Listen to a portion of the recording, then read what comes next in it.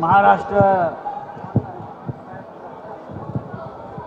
Teachers association च्या शिक्षक सन्मान सोहळ्यासाठी जमलेले सर्व शिक्षक बांधव आणि भगिनी,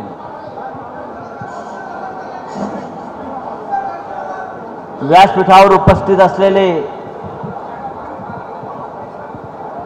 माझे सहकारी शिवसेनेचे नेते खासदार विनायकजी राऊत,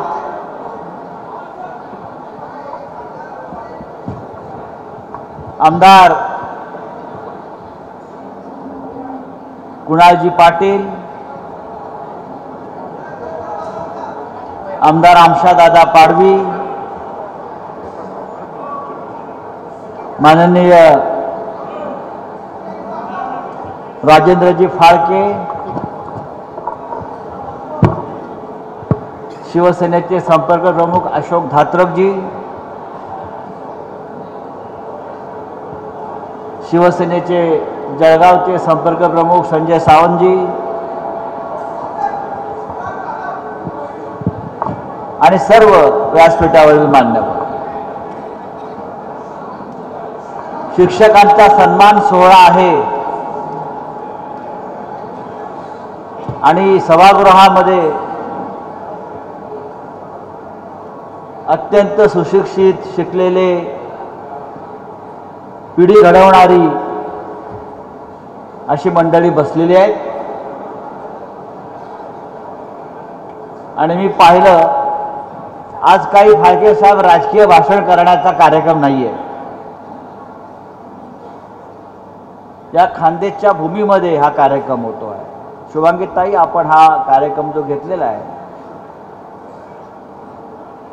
या खान्देशच्या भूमीनं या महाराष्ट्राला अनेक उत्तम शिक्षक दिले. बहिणाबाई चौधरी यांच्यासारखी शिक्षिका झाली नाही. बहिणाबाई चौधरींनी जे ज्ञान आणि जे शिक्षण आमच्या समाजाला दिलं,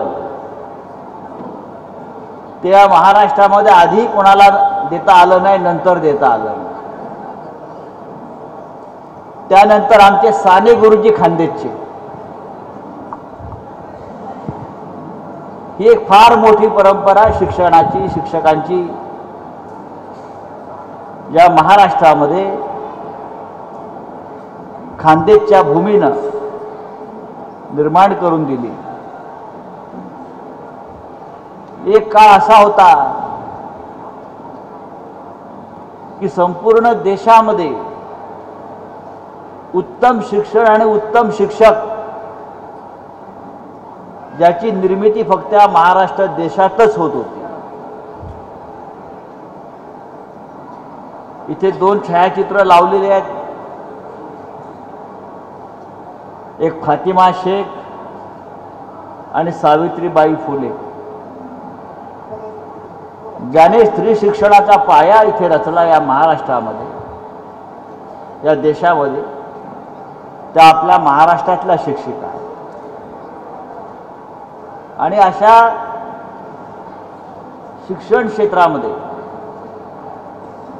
शुभांगीताई पाटील आपण काम करताय. आपण शिक्षकांच्या प्रश्नावर, शिक्षकांच्या विषयांवर संघटन उभं केलेलं आहे. आपल्या हातामध्ये शिवसेनेचा भगवा झेंडा आहे. एका विचारानं आपण पुढे चाललेला आहात. पण आजच्या महाराष्ट्रातल्या शिक्षणाची स्थिती जी आहे, त्याचं नेमकं वर्णन विनायकजी राऊत यांनी केलं. आमशादादा पाडवी सुद्धा मगाशी काही गोष्टी आम्हाला सांगत होते. संपूर्ण राज्यामध्ये आज शिक्षणाचा जो काही खेळखंडोबा झालेला आहे, ते काही महाराष्ट्राच्या संस्कृतीला आणि शिक्षण परंपरेला शोभणारं नाही. ज्यांच्याकडून एक पिढी घडवली जाते तो शिक्षक. आज सगळ्यात जास्त प्रश्न कोणाचे असतील तर ते शिक्षकांचे आहेत. आम्ही एक 8 दिवसापूर्वी आझाद मैदानावर माननीय उद्धव ठाकरे यांच्याबरोबर गेलो. अंगणवाडी सेविकांचा मोर्चा होता. अंगणवाडी सेविकांचा. अंगणवाडी सेविकांना गेल्या 5 महिन्यापासून पगार नाही. अंगणवाडी सेविकांना पेन्शन नाही, मानधन नाही, 5-5, 6-6 महिने. आणि त्यांचं बजेट किती आहे साधारण वर्षाला? 11 किंवा 15 कोटी रुपये. 11, 15, 25 कोटी रुपये ज्या सरकारला शिक्षणासाठी खर्च करण्याची ऐपत नाही, त्या सरकारनं महाराष्ट्राच्या शिक्षण परंपरेवर बोलू नये. संपूर्ण देशभरामध्ये सर्वाधिक आंदोलनं कोणाची होत असतील तर ती शिक्षकांची होत आहे झाली. महाराष्ट्र असेल, उत्तर प्रदेश असेल, सगळ्यात जास्त आंदोलनं, सगळ्यात जास्त सत्याग्रह, सगळ्यात जास्त उपोषणं ही शिक्षक आपल्या प्रश्नासाठी करतायत. ज्या देशात किंवा ज्या राज्यामध्ये शिक्षकाला रस्त्यावर उतरवावं लागतं, मला वाटतं त्या राज्यानं किंवा त्या देशानं आपण महाशक्ती होण्याची स्वप्न पाहतोय असं बोलणं योग्य नाही. ज्या राज्यातल्या आणि ज्या देशातला शिक्षकच समाधानी नाही, तो पुढली पिढी कसा काय घडवणार? मगाशी आपण अंशादादा सांगत होता काय शाळांची अवस्था आहे. शाळांची अवस्था अत्यंत गंभीर आहे आणि विशेषतः मराठी माध्यमाच्या शाळांची. मातृभाषेमध्ये शिकायला कोणी तयार नाही, हे दुर्दैव आहे.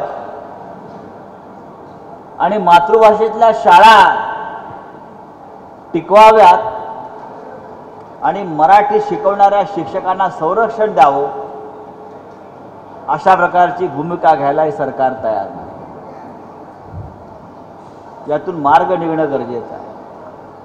मला आठवत आहे, मुंबई महानगरपालिकेतल्या किंवा महाराष्ट्रातल्या मराठी शाळा टिकल्या पाहिजेत यासाठी शिवसेना पक्षप्रमुख उद्धव ठाकरे यांनी एक ठाम भूमिका घेतली होती. पटावरील संख्या कमी झाली, 20 झाली, 20 कमीत कमी, तरी सुद्धा शिक्षक राहील, मराठी शाळा राहतील, महापालिका शाळातून, जिल्हा परिषद शाळातून मराठी वर्ग राहतील, मराठी शिकवणाऱ्या शाळा शिक्षकांची नोकरी जाणार नाही, अशा प्रकारची भूमिका उद्धव ठाकरे यांनी घेतली होती. दुर्दैवानं आजचं सरकार अशा प्रकारची ठाम भूमिका घ्यायला तयार नाही. शिक्षकांच्या सन्मान सोहळ्यामध्ये मला यासाठी सांगायचं आहे, इथे बसलेल्या बहुसंख्य शिक्षकांच्या डोक्यावर टांगती तलवार असेल, त्यांच्या संस्थेकडून, सरकारकडून, आणि आज बहुसंख्य शिक्षक हे आपल्या जीवनाचा संघर्ष करताना मला दिसतात. आपण शांतपणे माझं भाषण ऐकताय, मला माहिती आहे, पण जेव्हा शिक्षक रस्त्यावर उतरतो संघर्ष करण्यासाठी, लढण्यासाठी, तेव्हा एक लक्षात घेतलं पाहिजे, त्या राज्यातली आणि एक देशातली एक पिढी जी असते, तरुण मुलं असतात, विद्यार्थी असतात, त्यांच्या मनामध्ये सुद्धा अराजकतेची ठिणगी पडते. मी स्वतः माझ्या घरामध्ये शिक्षक आहेत, मला माहिती आहे. माझ्या कुटुंबात खूप शिक्षक आहेत. माझी पत्नी शिक्षक होती, तिने 40 वर्ष शिक्षिकेचं काम केलं. मला त्यांचे प्रश्न माहिती आहे. तुमच्या प्रश्नाशी मी सहमत आहे. पण आज संपूर्ण राज्यामध्ये एक मोठं पीक आलं आहे, आंतरराष्ट्रीय शाळा, काय इंटरनॅशनल स्कूल सर्वत्र. नंदुरबारला पाहिलं मी तुमच्या इंटरनॅशनल स्कूल आदिवासी भागामध्ये. आमच्या आहेत त्या शाळा अगदी व्यवस्थित करा. महानगरपालिका, जिल्हा परिषदा, अनेक संस्था इंटरनॅशनल स्कूल आदिवासी भागात आणून तुम्ही काय करणार आहात आमच्या दादा? कोण शिकणार त्या शाळांमध्ये? काय शिक्षण देतात ते? किती लोक जातात परदेशात मुलं? या देशाला परंपरा आहे, मातृभाषेतून शिकलेले जे लोक आहेत आमचे ते या देशाच्या सर्वोच्च पदावर गेलेले आहेत. प्रत्येक जण, मग डॉक्टर अब्दुल कलाम असेल, डॉक्टर राधाकृष्ण असेल, राजेंद्र प्रसाद असेल, इंदिरा गांधी असेल, प्रत्येक जण या देशात शिकला, मातृभाषेत शिकला. मग ते शास्त्रज्ञ झाले, वैज्ञानिक झाले. आपले अनिल काकोडकर जे भाभा ॲटॉमिक रिसर्च सेंटरचे चेअरमन होते, अणुशास्त्रज्ञ इतका मोठा, मातृभाषेत शिकले. आपले अनेक महान लोक मातृभाषेत शिकले. हिंदुहृदय सम्राट बाळासाहेब ठाकरे जागतिक कीर्तीचे व्यंगचित्रकार झाले, पण बालमोहन शाळेत ते शिकले, मी त्या मराठी शाळेत ते शिकले आणि इंग्रजीमध्ये त्यांनी आपल्या व्यंगचित्राची ध्वजा फडकावली. हा न्यूनगंड काढण्याचं काम, मला इंग्रजी येत नाही म्हणून मी पुढे जात नाही. इंग्रजी ही ज्ञानभाषा नक्की असेल, पण प्राथमिक शिक्षण जे आहे ते खऱ्या अर्थानं विद्यार्थ्याला घडवतं आणि ज्ञान देतं. आम्ही काय शिकलो? आमचं अख्खं आयुष्य महानगरपालिकेच्या शाळेत शिक्षणामध्ये गेलं. मी महानगरपालिका शाळेत शिकलो मुंबईच्या. असंख्य लोक आम्ही महानगरपालिकेच्या शाळेत शिकलो. उत्तम शिक्षक तिथे असायचे, उत्तम ज्ञान त्यांनी आम्हाला प्राप्त करून दिलं. जमिनीवरचं ज्ञान त्यांनी आम्हाला दिलं. आम्हाला त्यावेळेला इंटरनॅशनल स्कूल आणि नॅशनल स्कूल काही नव्हते आमच्या काळामध्ये, पण आम्ही शिकलो आणि या देशाच्या सर्वोच्च संसदेमध्ये आम्ही सामान्य माणसाचे प्रश्न त्यामुळे मांडू शकतो. कारण आमचं शिक्षणाचा पाया हा जमिनीवरचा पाया होता. आणि म्हणून हे शिक्षकांचं कर्तव्य आहे की आपल्याकडे येणाऱ्या विद्यार्थ्याच्या मनातला न्यूनगंड काढला पाहिजे. तुला आधी तुझी मातृभाषा, त्या मातृभाषेतलं शिक्षण, त्यातून मिळणारं ज्ञान हे अत्यंत महत्त्वाचं आहे. मगाशी रयत शिक्षण संस्थेचा उल्लेख आपण केलात. या देशामध्ये मला वाटते 1919च्या आसपास रयत शिक्षण संस्था स्थापन झाली आणि त्या संस्थेच्या शेकडो शाळा, कॉलेजेस आज उभ्या आहेत. हजारो शिक्षक त्या संस्थेच्या माध्यमातून सेवा करतायत. अशा अनेक संस्था या महाराष्ट्रामध्ये उभ्या राहिल्या. अशा प्रकारचं शैक्षणिक कार्य कधी कुठल्या राज्यामध्ये घडलं नाही. पण या महाराष्ट्रातला शिक्षक आज त्याच्या न्यायासाठी, हक्कासाठी लढतोय आणि या महाराष्ट्रातल्या असंख्य शाळा आणि शैक्षणिक संस्था या आपल्या अस्तित्वास टिकवण्यासाठी संघर्ष करत आहेत. म्हणून शुभांगीताई, मी आपल्याला सांगेन, आपण शिक्षकांचा सन्मान नक्कीच केलेला आहे, आपण करत असता, आपण संघटन बांधताय. पण या राज्यामध्ये आपल्या मराठी माध्यमाच्या शाळा, मराठी शिकवणारे शिक्षक यांचं सुद्धा संरक्षण करण्याची जबाबदारी आपल्यासारख्या संघटनेनं पुढे येऊन करायला पाहिजे. एक सांगतो, या महाराष्ट्रामध्ये मराठी टिकली नाही तर महाराष्ट्र टिकणार नाही, लक्षात घ्या. नाहीतर मगाशी आपण सांगितलं, अडाणीचा जबडा असा आहे महाराष्ट्र गिळायला. हा महाराष्ट्र मराठी माणसानं निर्माण केलेला आहे. या महाराष्ट्राच्या लढ्यामध्ये 1956 साली अनेक शाळातून शिक्षक आणि विद्यार्थी उतरले होते आणि ते सगळे शिक्षक मराठी होते. अनेक शिक्षक होते, आचार्य यात्रे शिक्षक होते, ज्यांनी हा लढा उभारला.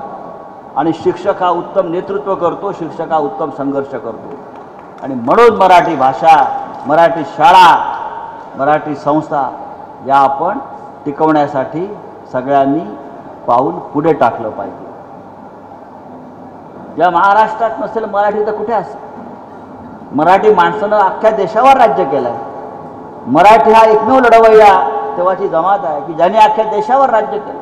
मध्य प्रदेशमध्ये जा, बंगालमध्ये, कानपूर, उत्तर प्रदेश, दिल्ली, सर्वत्र मराठी माणसाचाच बोलबाला होता. आणि आज सुद्धा मराठी माणसानं मनात आणलं तर देशाची सत्ता उलथवून टाकायची ताकद या महाराष्ट्रामध्ये आहे. आणि ही जबाबदारी शिक्षकांवर आहे. शुभांगीताई, ही जबाबदारी शिक्षकांवर आहे. शिक्षक ज्या पद्धतीनं आपल्या विद्यार्थ्याशी, त्याच्या पालकांशी संवाद साधतो ती कला कोणाला जमणार नाही. आणि महाराष्ट्र घडवण्याचं, महाराष्ट्र मजबूत करण्याचं काम यापुढे आपल्या शिक्षकांना करावं लागेल. आणि मला खात्री आहे आज महाराष्ट्र टीचर्स असोसिएशनच्या माध्यमातून आपण जे संघटन उभं केलेलं आहे, हे फार मोठं कुटुंब आपण निर्माण केलेलं आहे आणि त्या कुटुंबाच्या खांद्यावर भगवा पताका, भगवा ध्वज आहे. म्हणजे या राज्याला पुढे घेऊन जाण्याची जबाबदारी आपल्यावर आहे.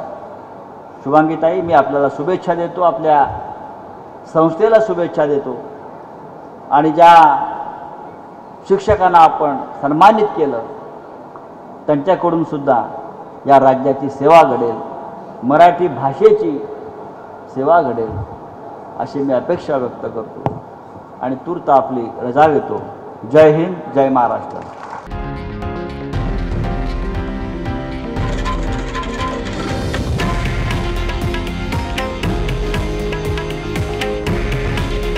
हे आहे देशातील नंबर 1 न्यूज नेटवर्क आणि आपण पाहत आहात TV9 मराठी.